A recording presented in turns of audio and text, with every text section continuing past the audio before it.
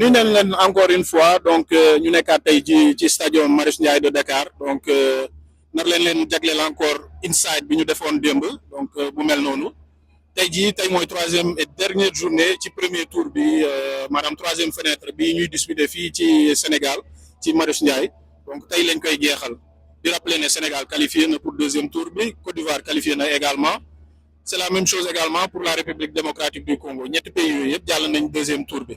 Donc tout à l'heure tey programme bi Côte d'Ivoire mooy joué ak Madagascar bu ñu paree 18h Sénégal mooy Lions yu Sénégal yi ñoo nar a dajeek République démocratique du Congo rappelez également que RD Congo dooroon nañ ko ci match aller bi tey dañu nar a confirmer waat suñu amaatee beneen victoire donc Sénégal mooy nekk premier ci poule bi et ce sera très important pour deuxième tour bi rappelez également que deuxième tour bi normalement dañu nar a jàngoonteel ak Mali Angola ak Égypte donc deuxième tour bi nag mois d'août lañ ko war a commencer ak benn fenêtre deuxième fenêtre bi ce sera au mois de février donc pour tey aussi ce sera ça dañ leen di wan li am ci stade bi li am ci biti dinañ jéem a am ay réactions également muy autorités yi muy ñiy gérer basket bi également bu ñu mënee jàll ñu jàll également gis nañ fi sax laay wax ay anciens internationaux wala ay internationaux toujours en activité gis nañ fi également ay potentiels futurs internationaux donc ñooñu ñëpp dinañ xool suñu mënee am seen réaction ñu jox leen ko comme ça ngeen gën a xamante ak ñoom gën a xam li xew fii et voilà ñu clôturer en beauté tournoi bi am tey.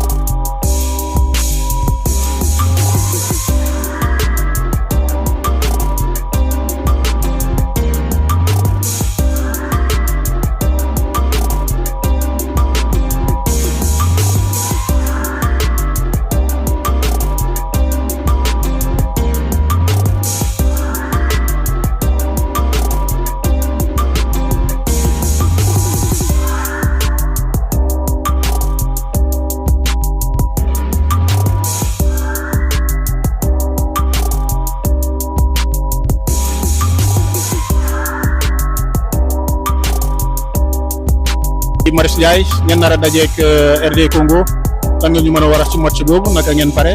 maa ngi nuyu ñëpp ak yooyu noonu xam nga waaw dañ koy pare comme beneen match yu jot a passé rek parce que comme niñ ko waxee woon au début amatuñu droit erreur genre faaw ñu prendre plus de matchs pour être mieux classé sur le classement final incha allah waaw. démb ngeen def grand match dóor plus de 50 points tey est-ce que mën nañ jàpp ngeen defaat match bu mel noonu. bah oui bah loolay suñu mbébét mais après xam nga rek mën naa jaam ak pexem yàlla ak dogalam xam nga waaye loolu mais dinañu entamer match bi comme nuñ ko entamer démb genre après mën na yomb mën na bañ a yomb mais ñu ngi ñaan suñu borom mu yombalal ñu ko te ñun dinañu mettre ingrédients yëpp incha allah aussi pour yombal ko incha allah. objectif bi daal mooy trois victoires yi. 3 matchs objectif bi ça change pas mooy 3 victoires pour m'être mieux classé pour la deuxième phase incha allah. Ça va et à tout à l'heure waaw bon match.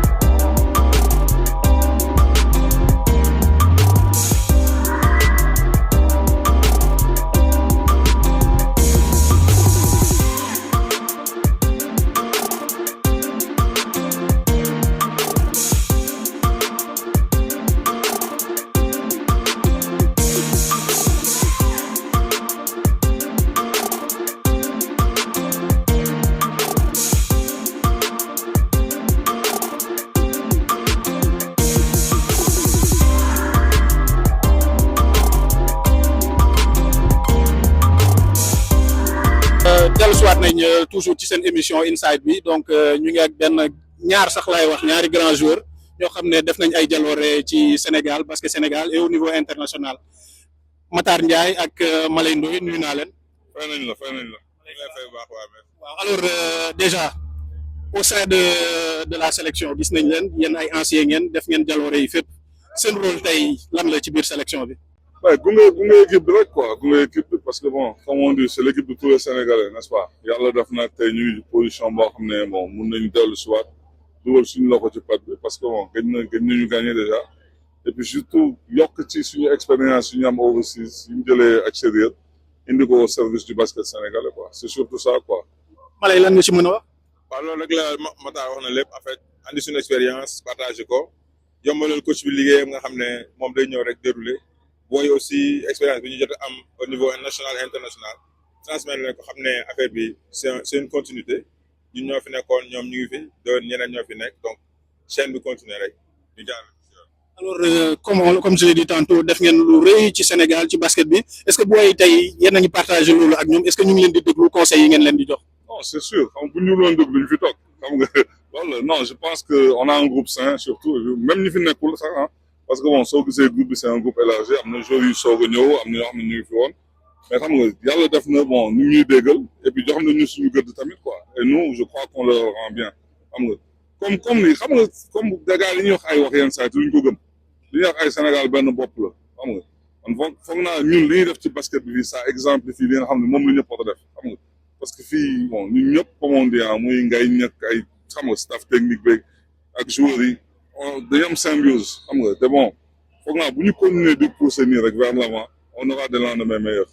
Maleye tam ñu gis la proximité bi ak joueurs yi di la gis aussi nga leen di won clé yi 3 points yi ak yooyu. non mais loolu mooy wane comme li Matar wax rek proximité bi am aussi on a un groupe quand même qui est très bien éduqué qui a l'écoute xam nga ñoom tamit ils profitent de notre expérience donc loolu aussi ñun daf ñuy gën a sawarloo ñu gën a partager ak ñoom mais aussi dafay wane kii bi quoi esprit de groupe bi am coach bi moom loolu bëgg a instaurer te donc booy dañ koy topp ci rôle ci yoon boobu ñun tamit dañuy gën a faciliter loolu rek moo tax tey nii dañuy ñaan yàlla rek ñu gën a yàlla may leen wér-gu-yaram ñoom ñu gën a yeggali projet bi incha allah ñu atteindre suñu objectif incha allah. pour terminer nan ngeen gisee tournoi bi ak déjà dernier match bi ñu dese. bon tournoi bi bon je vais pas cracher là-dessus on a gagné 2 matchs c'était l'objectif maintenant le 3e match c'est mooy pour finalité bi la il faut ñu jeexal mission bi de bon augure comme ça ñu préparer prochaine fenêtre bi.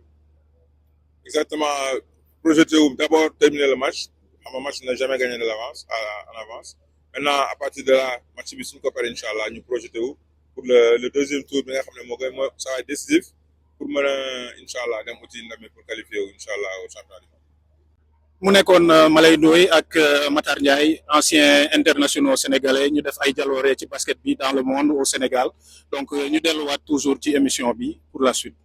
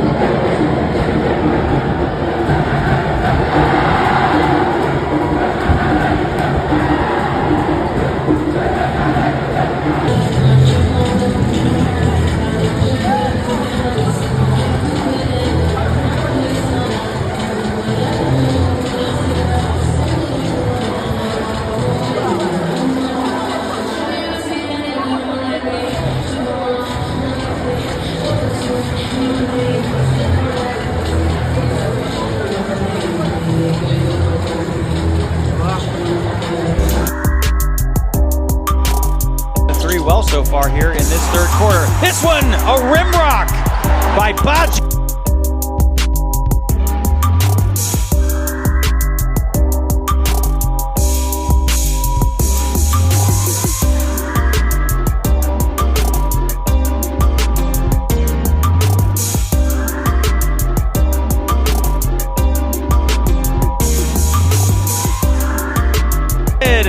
The alley-oop. Njai looking for blood in the water.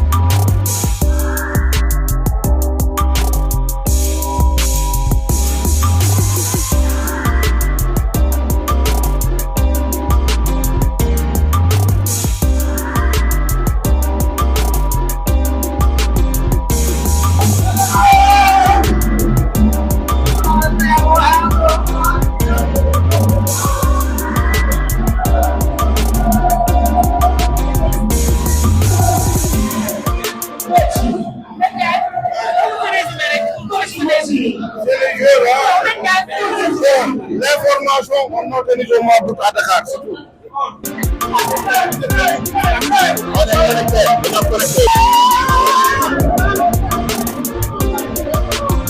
Mbaye Ndiaye, gros match ce soir.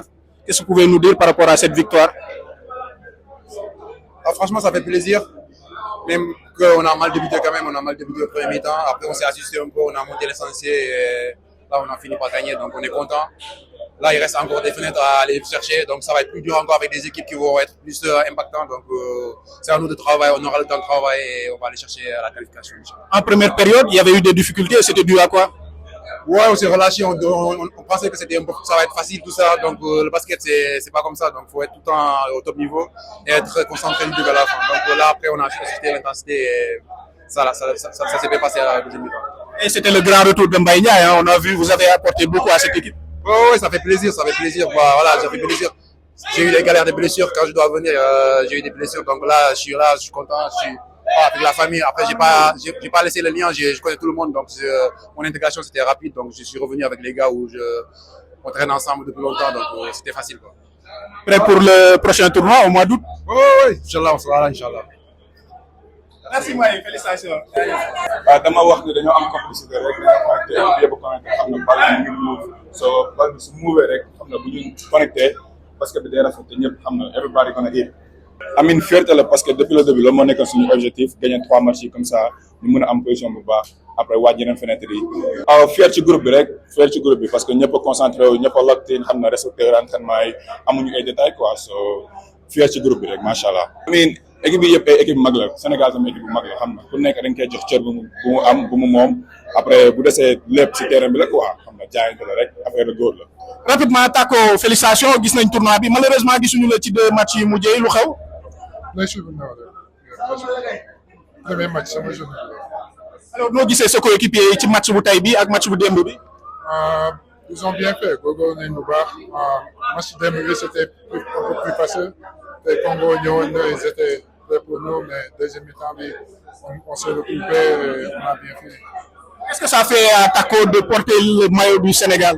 Oui, c'est une grosse fierté de finalement représenter mon pays. Est-ce qu'on va s'attendre à ce que Tako soit là pour le tournoi d'août? Inch'Allah, Inch'Allah. Merci beaucoup. ñu def benn bilan bu ndaw rek nan nga gisee tournoi bi? Mais une réussite totale sur le plan sportif parce qu'on a fait 3 sur 3, mieux que la fenêtre de février. Parce qu'en fait, ça nous permet quand même de sortir premier de cette poule avec autant de points pour la deuxième phase. Maintenant, c'est vrai que sur le plan populaire, ñëpp gis nañ ni mu demee, mais je pense que on est tous conscients que la déception qu'on a eue avec le football, boo xamante ne andi tristesse, je pense que am na ci effet. Mais je pense que le public a répondu aujourd'hui le dernier match justement, donc je pense que c'est l'occasion quand même de féliciter tout le monde, les férus du basket, les joueurs, l'encadrement technique, la fédération et tout le monde. Je pense que lii dafay wane ne rek le football, le basket fait partie du sport sénégalais. Et tey li gën a jaadu mooy fenêtre bi ñu jëm au mois d'août ñu préparer ko dans d'excellentes conditions parce que ce ne sera pas malheureusement à Marius Ndiaye, ce sera à Dakar Arena parce que les conditions de performance seront sur place. Maintenant, libre à nous, en fonction des sponsors, avec la fédération et l'État du Sénégal, pour pouvoir faire le maximum pour déployer tout le monde à Dakar Arena, Inch'Allah. On peut s'attendre à ce qu'il y ait beaucoup plus de mobilisation et que beaucoup plus d'ambiance pour pousser les Lions à la qualification. Mais forcément, on a déjà commencé à travailler là-dessus. On a déjà commencé à réfléchir sur comment convoyer les supporters au niveau de Dakar Arena. Il y a des pistes qui sont là. Il y a de l'acquis parce qu'on a l'habitude de le faire.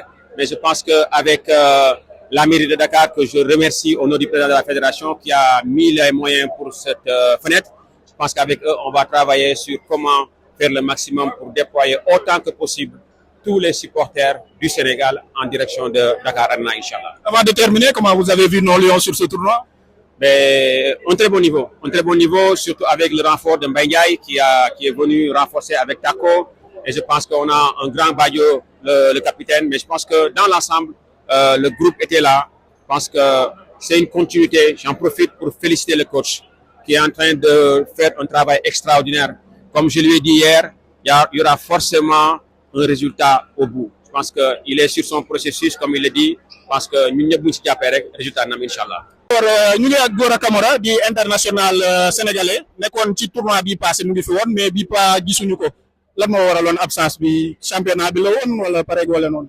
Ouais, en fait suñu championnat dafa tombé que après fenêtre bi après quand j'en ai parlé avec Gana et tout bi may ñëw boobu fekk na affaire yi genre c'était un peu plus en avant et puis il y avait d'autres choses qu'on devait régler avec eux et le club donc on n'a pas pu le faire à temps donc c'est pour cela que j'ai pas joué mais j'ai été appelé genre j'étais sur la liste je devais être sur la liste mais après parlant avec Gana on a trouvé une solution dire que ce serait peut-être impossible parce que j'arrive à temps quand le Alors comment tu as trouvé tes coéquipiers durant ce tournoi?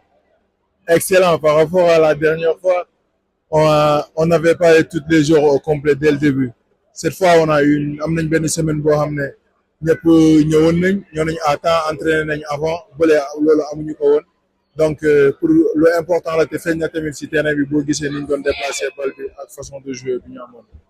Tournoi bi ñëw normalement ñu nar a am Mali Angola ak Égypte lan nga yaakaar ci te août la déjà jot na ba pare.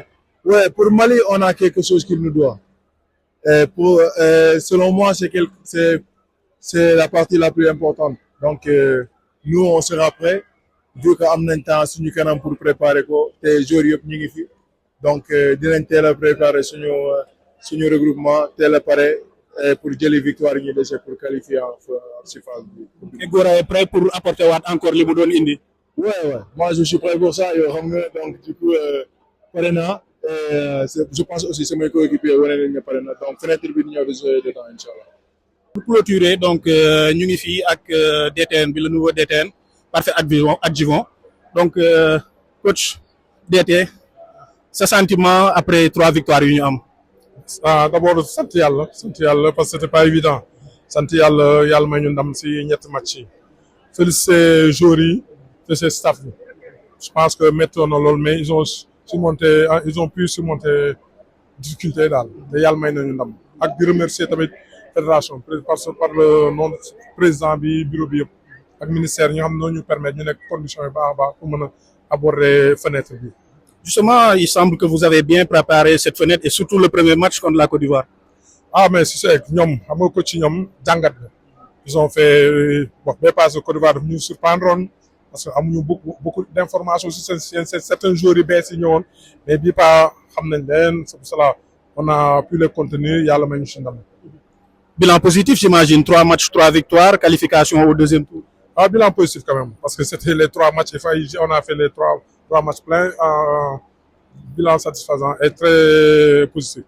Maintenant lu si des mooy deuxième fenêtre bi nga xam ne dina métti parce que on va rencontrer le Mali l'Angola ak l'Égypte des gens nga xam ne ñoom boo xoolee ci calendrier bi rek Mali deuxième Angola premier ça va être très très difficile mais je pense que dinañ liggéey ba nga xam ne yàlla nañu ci mën may qualification pour le monde parce que soxla nañ ko trop. te déjà dafa jege août la donc j'imagine que yéen a ngi liggéey ci suuf bu baax a baax pour loolu. waaw coach bi commencé na préparer programme bi pour xool par rapport ak vacances ñenn ñi naka la ñu mën a maintenir forme bi ba nga xam ne bu ñu ñëwee ci fenêtre boobu yàlla nañ ci may ndam daal.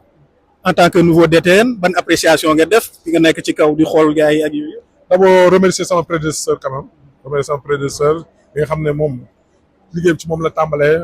Remercier fédération ak ministère yi nga xam ne ñoom ñoo ma nommé maa ngi ñaan yàlla may ma attan yen bi ça va être très difficile parce que Sénégal c'est un pays de basket nga nar a am destiné yi mais xam naa du ma wét parce que j'ai des collaborateurs il y a les DTR il y a les entraîneurs il y a les acteurs je pense que ñooñu ils seront d'un grand soutien pour ñu mën a relever défi basket Sénégal. Merci beaucoup DT merci beaucoup. Voilà gars yi donc on est arrivé au terme de cette émission au terme de ce tournoi mën nañu wax donc 3 jours yu neexoon Sénégal gagné na 3 matchs am carton plein donc on vraiment on dit bravo à toute l'équipe bravo au staff bravo à l'organisation bravo à tout le monde aux supporters qui étaient présents même si bëggoon nañu gars yi gën a feesal stade bi mais kontaan nañu quand même ci ñi jot a ñëw rendez-vous la ñu wax bientôt parce que mois d'août bi day amaat beneen fenêtre mooy deuxième tour bi te fenêtre boobu. gars yi nee nañ Sénégal mooy organisé waat mais cette fois-ci nag nee nañ arena la comme ni ngeen ko déggee sànq donc Samba Gueye donc président de la chargé de communication de la fédération wax na ko nee na ñun ñooy organiser donc ils sont en train de tout faire jël disposition yi nga xam ne dina permettre ñëpp mën a ñëw suivre donc kontaan nañ ci yéen kontaan ci ñëpp merci également ci yéen ñi di ñu suivre yéen ñi nekkoon ak ñun pendant tout ce temps ñi abonné wu ñi like suñuy vidéo yi suñuy photo yi ñu ñuy jàppale di ñu bind ay messages et tout jërë ngeen jëf et on se dit à très bientôt avec Basket 221.